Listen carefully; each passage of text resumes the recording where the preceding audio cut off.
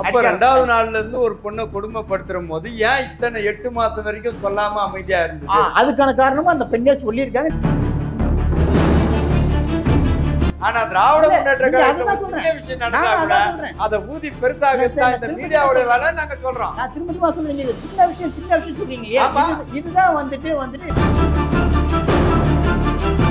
நான் இப்ப நாளைக்கு காட்டுவா உங்களுக்கு. நான் ஒரு பொண்ணை கூப்பிட்டு வந்து இதே இடத்துல நிக்க வச்சு இந்த பொண்ணு இந்த மாதிரி பழி சொல்றா அவங்க மேல சொல்றது எவ்வளவு நேரம் ஆகும் சார்? அப்படி பார்த்தாக்கா பிஜேபியில பண்ணாத அக்கப்போர் கிடையாது, அநியாயம் கிடையாது. கூட ஒரே கட்சியில இருக்கிற பெண் தோழிகளை நிர்வாகத்துல இருக்கிறவங்களெல்லாம் கூப்பிட்டு பாலியல் பலாத்காரம் பண்றான், அதெல்லாம் ஒரு நேரத்துல பேசிட்டு அதோட விட்டுறீங்க. மத்தவங்க பண்ணாக்கா அது பெருசா படாது உங்களுக்கு. திமுக பண்ணா மட்டும் அது பெருசா வருது. வழக்கு பதியப்பட்டு எவ்வளவு நேரம் ஆச்சு? ஏன் இதுவரை கைது செய்யப்படல சார்? கைது எடுத்த உடனே கைது பண்ணணும்னு அவசியம் இல்ல சார். எடுத்த உடனே கைது அது வந்து முதல்வர் மேல அவதூறா பேசிட்டான்னு நைட் நடு ராத்திரி போய் கைது பண்ணுவாங்க. எம்எல்ஏ பகன் இல்ல, சாதாரண ஒரு என் வீட்டுல நடந்து வச்சுக்கோங்களேன். அது என் வீட்டுல வளர்ச்சிட்டு ஒரு பணிப்பெண் வந்து இப்படி கம்ப்ளைண்ட் சொல்றாங்க அப்படின்னு நான் கைது செய்யப்பட்டிருப்பேனா மாட்டேன் சார். கைதுக்கா அதுதான் ஏன் கைது செய்யப்படவில்லை? இது வரைக்கும் இந்த நிமிஷம் பேசிட்டு இருக்க வரைக்கும் கைது செய்யப்படவில்லை ஏன்?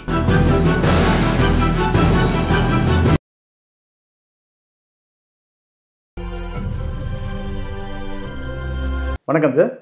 வணக்கம் சார். சமீப 2 நாட்களாக வந்து பார்த்தீங்கன்னா பல்லாவரம் எம்எல்ஏ திரு கருணாநிதி அவருடைய மகன் மருமகள் வீட்டில் நடந்த சின்ன அந்த பணிப்பெண்ணுக்கு நடந்த கொடுமையை பற்றி ஒரு பெரிய விவாதம் நடந்துட்டு இருக்கு.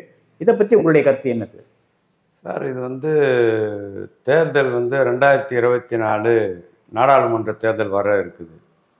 இந்த நேரத்தில் திராவிட முன்னேற்ற கழகத்துக்கு பெரும்பான்மையான மக்கள் ஆதரவு பெருகி வருது நாளுக்கு நாள். ஏன்னா அதனுடைய தலைவர் தளபதி அவங்களுடைய திட்டங்களில் மக்கள் வந்து பயன்பெற்றிருக்காங்க.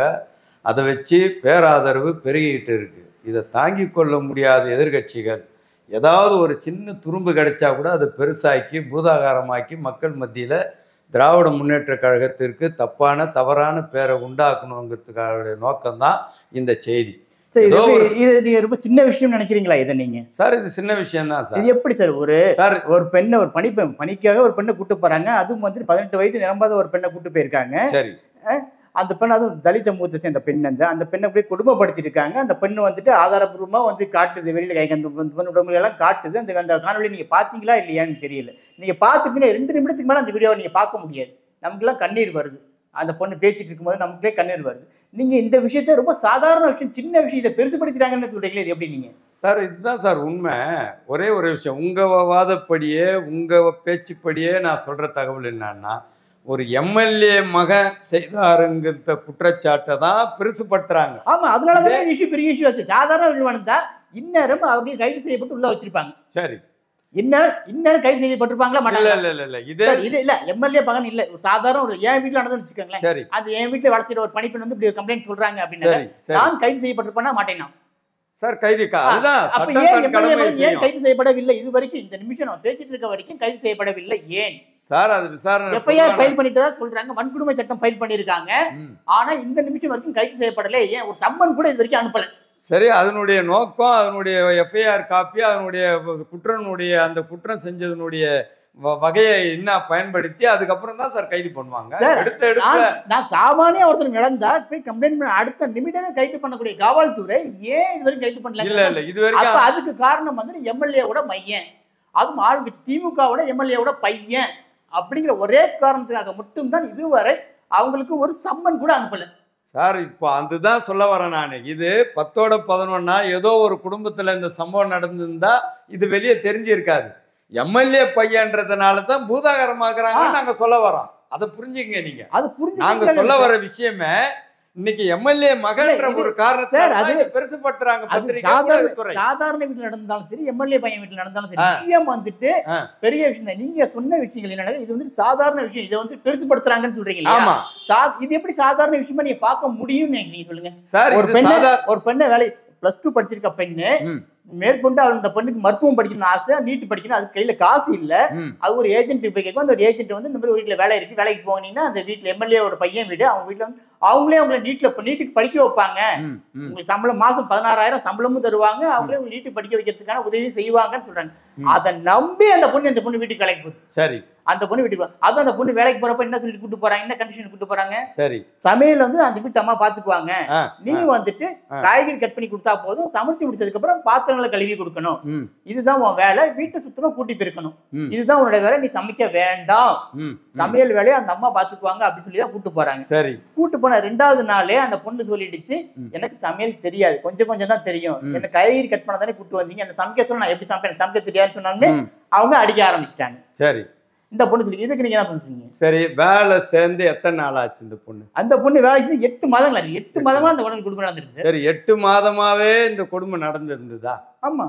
இல்ல 8 மாதத்துக்கு முன்னாடி நல்லா வச்சிருந்தா அதுக்கப்புறம் நடந்து வேலைக்கு சேர்ந்த 2வது நாள்ல இருந்து இந்த கொடுமை ஸ்டார்ட் ஆயிடுச்சு. அப்ப 2வது நாள்ல இருந்து ஒரு பொண்ணை கொடுமைப்படுத்துற போது ஏன் இத்தனை 8 மாசம் வரைக்கும் சொல்லாம அமைதியா இருந்தது? அதுக்கான காரணமா அந்த பெண்ணே சொல்லியிருக்காங்க. நீங்க அந்த வீடியோ பார்க்கவே இல்ல, பார்த்துட்டு பேசுறீங்களான்னு தெரியல, பார்த்துட்டு நீங்க நீங்க சொல்ற வழியாவே அந்த பொண்ணு நீங்க இவ்வளவு தூரம் அந்த பொண்ணு என்ன சொல்றாங்க அப்படின்னாக்கா, நான் வந்து 2வது நாளே எனக்கு அவங்க அடிக்க ஆரம்பிச்சது, 3வது நாள் நான் வீட்டை விட்டு போறேன், எனக்கு இந்த வேலை பிடிக்கலன்னு சொன்னேன், ஆனா நீங்க வந்துட்டு அதெல்லாம் முடியாது, நீங்க எனக்கு அக்ரிமெண்ட் போட்டிருக்கு 6 மாசம் வேலை செஞ்சே ஆகணும்னு சொல்லி இது பண்ணி, நான் இல்ல எங்க அம்மாட்ட பேச சொல்லி அந்த பொண்ணு பேசுங்க, அந்த பொண்ணோட போனை அப்படியே கீழே போட்டு உடைச்சிட்டாங்க. சரி, அவங்க அம்மா கிட்ட பேச முடியல.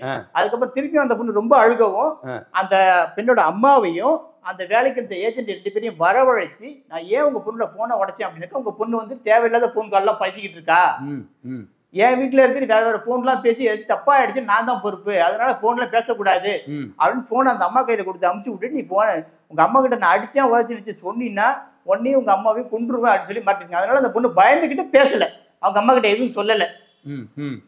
அதனால அந்த அம்மா ஜெரிமன் எதுக்குமா போன்லாம் பேசுற, வேலை செஞ்ச இடத்துல வேலை செய்யுமா, அமைதியா வேலை செய்யும், சொல்ற வேலையை செய்யுமா அப்படின்னு சொல்லி அந்த அம்மா போனை வாங்கிட்டு வீட்டுக்கு போயிட்டாங்க. அந்த பொண்ணோட தொடர்பு கொள்ளணும்னா அந்த பொண்ணோட அம்மா வந்துட்டு அவங்களோட எம்எல்ஏவோட மருமகள் அவளுக்கு போன் பண்ணி பேசுவாங்க. அது வாரத்துல ஒரு நாள் 2 நிமிஷத்துக்கு முன்ன பேச விட மாட்டாங்க. சரி, 2 நிமிஷத்துக்கு பேசணும். போன் பேசும்போது ஸ்பீக்கர் போன்ல தான் பேசியிருக்காங்க, ஸ்பீக்கர் போன்ல தான் பேசணும். பேசும்போது அடிச்சேன் வச்சு எச்சு சொன்னீங்கன்னா அடிப்பேன் கொண்டுருப்பேன் அப்படின்னு மாட்டேன். அதனால ஒரு அந்த பொண்ணு சொல்லாமலே தான் இருந்திருக்காங்க.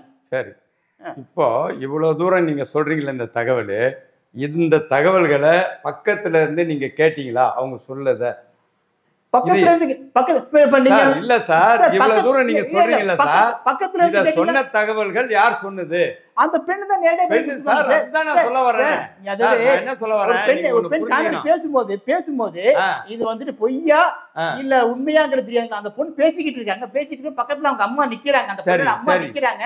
அந்த பெண் சொல்ல சொல்ல சொல்ல அந்த அம்மா அழுகிற சத்தம் நமக்கு இதாகுது, நமக்கு இல்லையா நடிப்பாரு அந்த பொண்ணு அழுவும். அந்த பொண்ணு அம்மா எப்படி சார் அழுவாங்க? சோசியல் மீடியா இல்லைன்னாக்கா இந்த விஷயம் வெளியிலேயே தெரிஞ்சிருக்காது, தெரியாம. அதுதான் இன்னைக்கு பாஜக சம்பந்தப்பட்ட மந்திரியா இருந்தாலும் சரி, எம்எல்ஏ வந்தாலும் சரி, அதிமுக சம்பந்தப்பட்ட முன்னாள் எம்எல்ஏ வந்தாலும் சரி, முன்னாள் மந்திரியா இருந்தாலும் சரி, அவங்க வீட்டுல நடக்கிற சம்பவங்கள் எல்லாம் வெளியே வராது. ஆனா திராவிட முன்னேற்ற கழகத்துல விஷயம் நடந்தா கூட அதை ஊதி பெருசாக இந்த மீடியாவோட வேலை நாங்க சொல்றோம். நான் திரும்ப சொல்றீங்க, இது சின்ன விஷயம் சொல்றீங்க, இதுதான் வந்துட்டு இது பண்ணுது சார். சின்ன விஷயம் பெரிய விஷயம் சார், ஒரு விஷயத்தை உருவாக்கலாமா வேணாம் சார்? நான் இப்ப நாளைக்கு காட்டுவா உங்களுக்கு, நான் ஒரு பொண்ணை கூப்பிட்டு வந்து இதே இடத்துல நிக்க வச்சு இந்த பொண்ணு இந்த மாதிரி பழி சொல்றா அவங்க மேல சொல்றது எவ்வளவு நேரம் ஆகும்? ரொம்ப நேரம் ஆகாது. ஆனா அந்த பொண்ணு வெளியில போய் பேசும்போதே கண்டுபிடிச்சிருவாங்க. சார் கண்டுபிடிக்கிறேன், அதுக்குதான் சார் காவல் நிலையம் இருக்கு சார். குற்றம் யார் செய்தாலும் குற்றம் சார். திரும்ப பதிவு பண்றேன், நல்லா கேட்டுங்க. போலீஸ் வந்துட்டு ஒரு பெண் பேசும்போது அந்த வீடியோ பார்த்தாலே அவங்களால சொல்லிட்டு சார் அதெல்லாம் சகல கலா வல்லவெல்லாம் இருக்கா, நாங்க பார்த்துருக்கோம். அதுதான் சொல்றேன், பொய் எது அவங்க கண்டுபிடிப்பாங்க, கண்டிபிடிச்சு வெளியே வரும். அதுதான் சொல்றேன், அந்த பெண் வந்து நடிகை கிடையாது. சரி, சாதாரண ஒரு நடிகை ஆக்கப்பட்டா நடிகை கிடையாது. நடிகை ஆக்கப்பட்டா சார் யாரோ ஒரு விதத்துல ஆதாயம் தேடுறவன் சொல்லுவான் சார். நான் அதை தான் சார் சொல்வேன். உண்மையா இருக்கும் பட்சத்தில் அது குற்றம் யார் பண்ணாலும் குற்றம் தான் சார். அது எம்எல்ஏ மகனா இருந்தாலும் சரி, அது மினிஸ்டர் அமைச்சருடைய மகனா இருந்தாலும் சரி, யாரா இருந்தாலும் குற்றம் செஞ்சா குற்றம் தான் சார். நாங்க அதுக்கு வக்காலத்து வாங்க வரல. செய்யாத தவறுக்கு தண்டனை அனுபவிக்க கூடாதுன்னு சொல்ல வரோம். கிடையாது அப்படியெல்லாம் ஒண்ணும் கிடையாது சார். அப்படி பார்த்தாக்கா பிஜேபியில பண்ணாத அக்கப்போர் கிடையாது, அநியாயம் கிடையாது சார். கூட ஒரே கட்சியில இருக்கிற பெண் தோழிகளை நிர்வாகத்துல இருக்கிறவங்களெல்லாம் கூப்பிட்டு பாலியல் பலாத்காரம் பண்றான், அதெல்லாம் ஒரு நேரத்துல பேசிட்டு அதோட விட்டுறீங்க. எத்தனை பெண்மணிகள் கண்ணீர் விட்டு கதறி, இதே காயத்ரி ரகுராம் எத்தனை முறை பேட்டி கொடுத்துருக்காங்க. அதே மாதிரி உன்னரம்மா ஒண்ணு இந்த சேலம் பக்கத்துல அந்த அம்மா எத்தனை பேட்டி கொடுத்துருக்குது.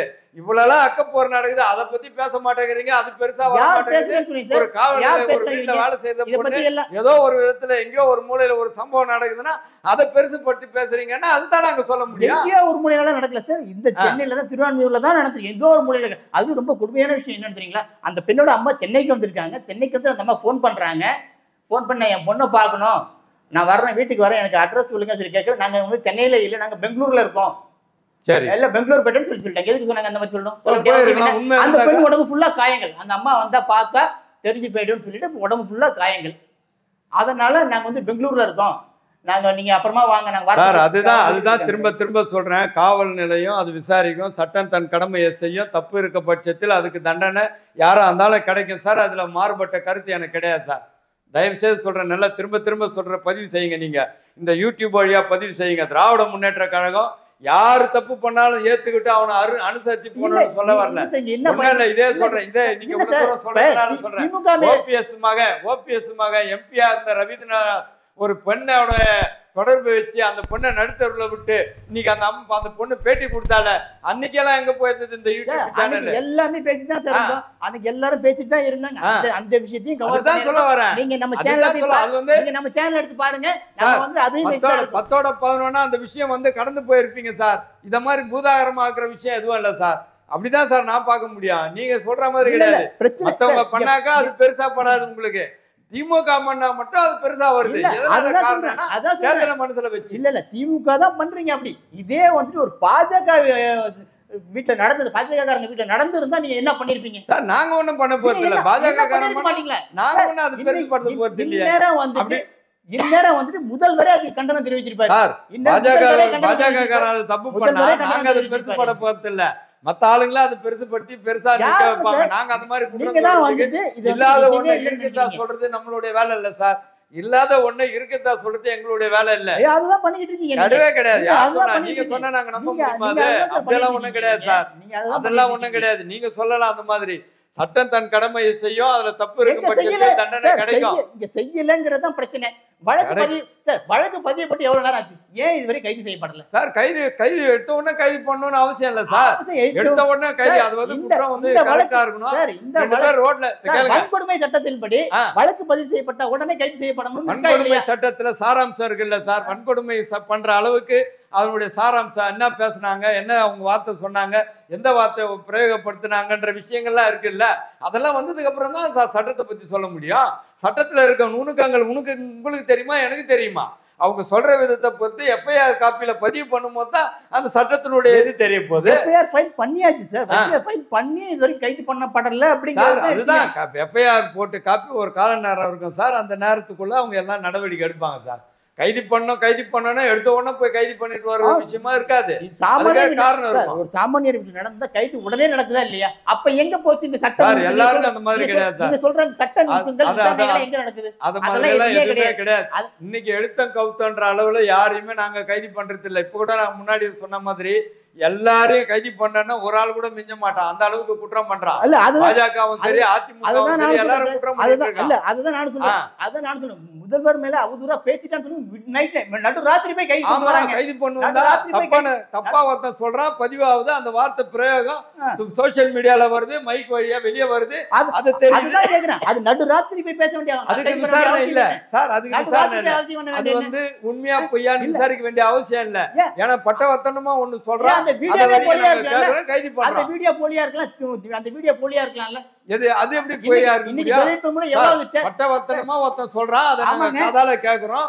அது வழியா ஒருத்தர் வந்து புகார் அளிக்கிறாரு, நடவடிக்கை எடுக்கிறோம். உடனுக்குடன் அது நடக்குது. அந்த காவல் ஆய்வாளரும் அந்த கைது பண்ணணும் நேர்ல போய் பார்த்தாங்களா? இல்ல நீங்க சொன்ன வார்த்தை தானே? ஆமா, நான் சொன்ன வார்த்தை தான். நீங்க தொழில்நுட்பம் ஏகப்பட்ட போயிடுச்சு சார். என்ன வேணா பண்ணலாம். அந்த மாதிரி ஒரு போலி வீடியோவா இருக்கலாமே. அந்த வீடியோ அப்படியாப்பா விசாரிப்போம். அந்த வீடியோ எடுத்து விசாரிப்போம். இந்த வீடியோ உண்மையா பொய்யா விசாரிப்போம். அனுப்பி தொழில்நுட்ப அனுப்பிச்சு ஆமா இந்த வீடியோ உண்மைதான் அப்படி தெரிஞ்சதுக்கு அப்புறம் தானே போய் கைது பண்ணிருக்கணும் சார். அது எப்படி சார்? முதல்வர ஒண்ணுமே சார் அவதூறா பேசிட்டாங்க. வீடியோ விவகாரம் வந்து ஒரு அவதூறா பேசிட்டாங்க, அவ்வளவுதானே. முதல்வர் அவதூறு தப்பு தான், நான் இல்லைன்னு சொல்லல. முதல்வர் அவதூறு கைது பண்ண நடு ராத்திரில போய் கைது பண்ண வேண்டிய அவசியம் பண்ணுவன் தான் சார், பண்ணுவன் தான். தப்பா பேசுவாங்க, வெறும் அவதூறா பேசிட்டாங்க. இத்தனைக்கும் இல்ல, ஆனா ஒரு பெண்ணை வந்து வன்கொடுமை பண்ணிருக்காங்க. அதுக்கு வந்து விசாரணை வேணும். விசாரணை கிடையாது, டைரக்டா தூக்கி உள்ள போறாங்க. தூக்கில போட வேண்டியதானே, தூக்கில போட வேண்டியதானே. ஆமா, அப்படிதான் நடக்கும். மென்மையா இருக்கிறதுனால அதிகாரத்து ஸ்லோகம் சொல்றோம் நாங்க. அது கிடையாது, பாருங்க, அதிகார துஷ்பிரயோகம் பண்றதா இருந்ததுன்னா இன்னைக்கு ஒருத்தன் கூட வெளியே இருக்க முடியாது. அந்த அளவுக்கு எல்லாரையும் போட்டு மிதிச்சிருப்போம். அதிகார துஷ்பிரயோகம் இல்ல, இன்னைக்கு அமைதியான முறையில மென்மையான முறையில நல்லாட்சி நடத்தி கொண்டிருக்கிறார்.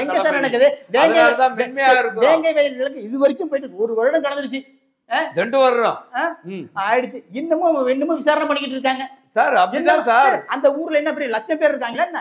வேங்கை வயல்ல லட்சம் பேர் இருக்காங்களா இல்ல கோடி பேர் இருக்காங்களா? சரி, இங்க ஒரு ஏடிஎம்ல கொள்ளையடிச்சிட்டு போறோம் சார். சிசிடிவி ஃபுட்டேஜ் கூட சரியா இல்ல சார். சரி, அதை 48 மணி நேரத்துல கைது பண்றாங்க. இங்க தான் பீகார் போயிட்டான், பீகார்ல போய் தூக்கிட்டு வந்தாங்க. 48 மணி நேரத்துல சிசிடிவி ஃபுட்டேஜ் கூட கிடையாது. சரி, எத்தனை இந்தியா ஃபுல்லா 120 கோடி பேர் இருக்கான். எவன் தூக்குனானே தெரியாது. அவனை போய் 48 மணி நேரத்துல கைது பண்ணி தூக்கிட்டு வந்துட்டாங்க. வேங்கை வயல்ல எத்தனை பேர் இருக்காங்க? இது விசாரிக்கிறதுக்கு எவ்வளவு நேரம் ஆயிடும்? சரி, இவ்வளவு நாள் ஆச்சு, ஏன் பண்ணல சார்? அப்படி பாத்தீங்கன்னா உங்களை ஜெயலலிதா கேஸ் ஆறுமுகசாமி விசாரணை கமிஷன் போட்ட வருஷக்கணக்கில் இழுத்துன்னு போச்சா? அதையா இவ்வளவு ஜெயலலிதா செத்து போயிட்டாங்க உடனே அது நிரூபிக்கப்பட்ட உண்மை எல்லாரும் உள்ள போட முடியும். ஜெயலலிதா மேல அந்த வழக்கும் வந்து வெங்கை வழக்கும் உனக்கு சார் எந்த வழக்கா இருந்தாலும் சார் ஒவ்வொரு வழக்குக்கும் ஒரு அளவுகோல் இருக்கு சார். அந்த வழக்கு திமுக சம்பந்தப்பட்ட வழக்கா இருந்தா அதுக்கான சம்பந்தப்பட்ட வழக்கே நாங்க சொல்ல வரல. பொதுவான விஷயங்கள் இந்த வழக்கு தன்மை எப்படி, இந்த வழக்கு தன்மை இப்படின்னு மெல்ல மெல்ல விசாரிச்சு பார்த்தா பண்ண முடியும். எடுத்தங்கவுத்தெல்லாம் பண்ண முடியாது. 8 மாசமா பேசல. 8 மாசமா அந்த பொண்ணு வந்துட்டு பார்க்கவே இல்லை. அந்த அம்மா பொண்ணு பார்க்கவே இல்லை. போன்ல மட்டும் பேசுறாங்க. வாரத்துல ஒரு நாள் பேசுவாங்க. அது 2 நிமிஷம் மட்டும் தான் பேசியிருக்காங்க. அதுக்கப்புறம் நான் பார்த்து ரொம்ப நாள் ஆச்சு, 8 மாசம் ஆச்சு. என் பொண்ணு நான் பார்த்தே ஆகணும், என் பொண்ணு எனக்கு ஊருக்கு அனுப்பிச்சு வைங்க நீங்கன்னு சொல்லி அந்த அம்மா சண்டை போட்டதுக்கு அப்புறம் தான் பொங்கல் அன்னைக்கு 16ஆம் தேதி கொண்டு போய் விட்டுருக்காங்க. கொண்டு ஊர்ல நீங்க சொல்லுங்களேன். ஒரு பணி செய்யற பெண்ணு ஊருக்கு போனா பஸ் ஏற்றி விட்டுருக்கலாம். சரி போமா, பஸ்ஸுக்கு ஒரு டிக்கெட் எடுத்து கொடுப்பாங்க, அவ்வளவுதான். ஆனா இவங்களே கார்ல கொண்டே விட்டுருக்காங்க. அவர் எம்எல்ஏவோட மகன் போயிருக்காரு, அவர் மருமகள் போயிருக்காங்க, அவர் மருமகளோட அப்பா அம்மா போயிருக்காங்க. அந்த பெண் ஒரு குடும்பமா சேர்ந்து கொண்டே வழி அனுப்புவாங்களா? எனக்கு தெரியல சார். எவ்வளவு பெரிய கோடி அவங்க எவ்வளவு பெரிய வசதியான சார். எங்ககிட்டே நிறைய பேர் வேலை செய்யறாங்க சார். ஊருக்கு போறேன்னா அப்படியாப்பா, சரி பண்ணப்பா, பஸ் டிக்கெட் புக் பண்ணி தருவோம், கையில காசு போற பத்த கையில் காசு போயிட்டு வாப்பா, இதுதான் பண்ணி கொடுப்போம். அதிகபட்சம் பஸ் ஸ்டாண்ட்ல போய் டிராப் பண்ணுவோம். பஸ் ஸ்டாண்ட்ல போய் டிராப் பண்றப்பா, அவங்க அதை பண்ணிருக்கேன். பஸ் ஸ்டாண்ட்ல போய் டிராப் பண்ணிட்டு பஸ் ஏற்றி விட்டுருக்கலாம். பஸ் ஏற்றி விட்டு அவங்க எப்ப அந்த மாதிரி பஸ் ஏற்றி விட்டோமா அவங்க பொண்ணை நீங்க அங்க ரிசீவ் பண்ணிக்கோங்க. இதுதானே சொல்லணும். ஏன் குடும்ப சகிதமா கூட்டி கார்ல கூட்டி டிராப் பண்ணிட்டு வர்றாங்க அவங்க? தயவு செய்து சொல்றேன், நீங்க நேர்ல பார்த்த மாதிரிலாம் சொல்லாதீங்க. இதுக்கெல்லாம் ஆதாரபூர்வமா எல்லாம் அறிக்கை பூர்வமா எல்லாமே வரும்போது, விசாரணைன்னு வரும்போது, காவல்துறை விசாரிக்கும் போது அதெல்லாம் உண்மை தன்மை என்னான்னு வெளியே வரும் சார். அப்போ வரும்போது நீங்க தெரிஞ்சுங்க சார். அதுதான் நான் சொல்லுவேன், வேற ஒன்றும் சொல்றதுக்கு இல்லை. உண்மைத்தன்மை வரும்போது நீங்க தெரிஞ்சுக்கங்க. அது வரைக்கும் கொஞ்சம் பொறுமையா இருங்க. என்ன நடக்குதுன்னு பார்த்துட்டு அதுக்கப்புறம் சொல்லுங்க. 3 நாள் தானே ஆச்சு, வெயிட் பண்ணுங்க, பாருங்க. ஓகே, நன்றி சார். வணக்கம், நன்றி.